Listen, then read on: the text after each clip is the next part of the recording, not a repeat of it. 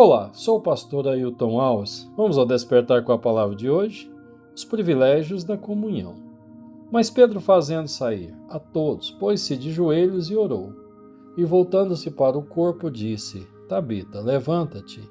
E ela abriu os olhos, e vendo a Pedro, assentou-se. E ele, dando-lhe a mão, a levantou, e, chamando os santos e as viúvas, apresentou-lhe-a viva. Atos capítulo 9, versículos 40 e 41. O texto lido em Atos dos Apóstolos mostra um milagre maravilhoso praticado por Pedro, um dos principais apóstolos de Jesus. Mais do que um exemplo de milagre, a ressurreição de Tabita também, conhecida pelo nome Dorcas, mostra alguns dos privilégios da comunhão. Diferente do milagre de outra Tabita, a criança filha de Jairo, quem vai ao encontro de Pedro para suplicar pelo milagre não foi um familiar, mas alguns dos membros da comunidade na qual Dorcas estava inserida. Como argumentos do por que Pedro deveria se importar com Dorcas ao ponto de realizar uma viagem e orar para que o milagre viesse a acontecer, o texto bíblico ressalta que todas as viúvas, em prantos, mostravam as túnicas e roupas que Dorcas havia feito para elas enquanto ainda estava com vida. Dorcas possivelmente era também uma viúva, talvez até mesmo sem filhos, pois nada se fala a respeito deles. Mas isso não impediu de ela ter uma vida de comunhão com aquela comunidade cristã primitiva e que estava nascente. A sua atitude altruísta e o seu profundo sentimento de se incomodar com as necessidades de outras pessoas, o seu intenso trabalho para partilhar aquilo que era o seu talento, fez com que aquela mulher tivesse tanta gente para se incomodar com ela quando ela os deixa repentinamente.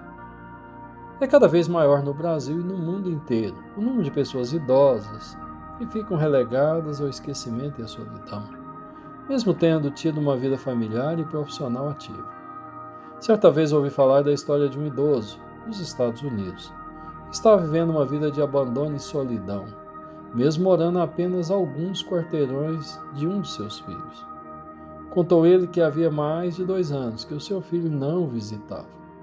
No Japão, é muito comum os filhos enviarem os pais idosos para um outro país vizinho e mais pobre, para ser cuidado por uma família estranha.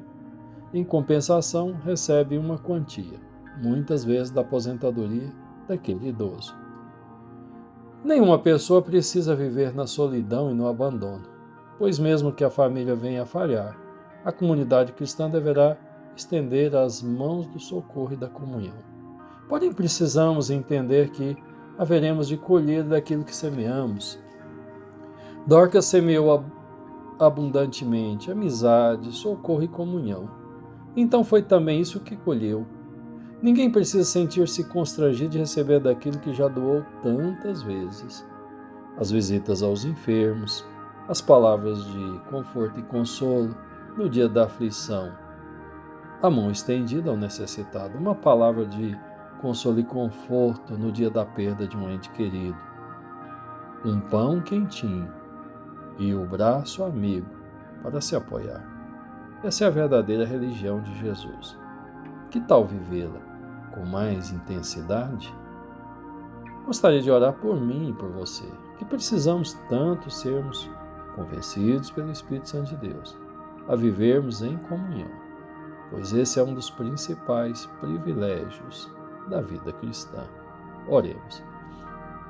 Senhor, eu coloco diante de Ti a minha vida, a vida deste Teu filho, desta Tua filha. Que o Teu Espírito venha nos convencer, Senhor. Ó Deus da necessidade, ó Deus do imperativo, que vem do Senhor, para que vivamos uma vida de comunhão. Pois o salmista diz nos Salmos: ó quão bom e quão suave é que os irmãos vivam em comunhão. É como o óleo precioso que desce pela cabeça as barbas de Arão. Senhor, que nós possamos compreender, Senhor, o grande valor, a grande virtude e o privilégio da comunhão. Que sejamos pessoas afáveis, mão estendida ao carente, ao necessitado, Que tenhamos, Senhor, ó Deus, a sensibilidade para sairmos do nosso lugar de conforto, do nosso lugar, ó Deus, para estar com aquele que sofre, para estarmos com aquele que, ó Deus, está em angústia, para aqueles que está, ó Deus, que sofreu uma perda, está amargurado. Que a nossa vida possa ser um instrumento, Senhor, para abençoar e para dividir e para reproduzir do grande amor de Cristo. Senhor, eu oro e te peço, no nome santo e poderoso de Jesus. Caro amigo, se essa palavra tem te abençoado, curta, se inscreva em nosso canal, compartilhe com seus contatos, com seus amigos e familiares. Tenhamos todos um excelente dia, despertados com a palavra.